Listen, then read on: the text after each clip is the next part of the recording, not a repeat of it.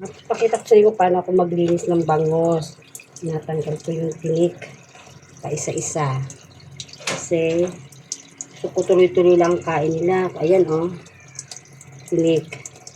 Yan, tinatsagaan ko yan na tanggalan para hindi sila matinik.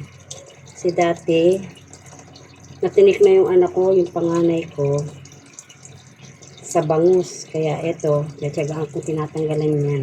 Yan, taba niya oh. Yan, isa-isa ko yan tinatanggalin. Binuboneless ko, ayan. Ayan. Para pag niluto mo siya, tuloy-tuloy lang, wala nang tinik-tinik. Ayan, o. Dami yung, yan. Yan, o. Yung ulo naman dito sa may, pinakapako lang yan. Yan, o. Yan, o. Yan, o. Yan, o. Yan, tinatanggal ko yan. Yan.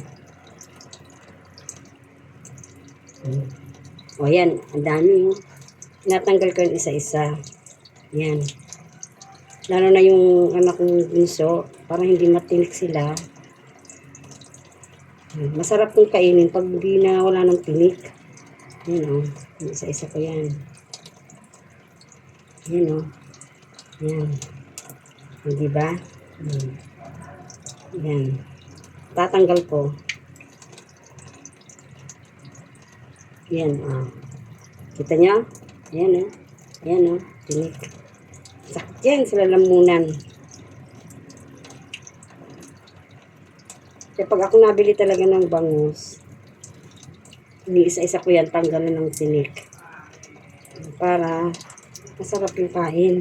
Wala ng tinik-tinik. Hirap pag natitinik. Yan.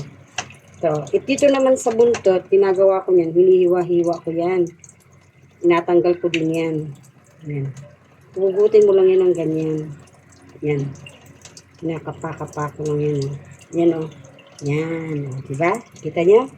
That's it. Thank you for watching.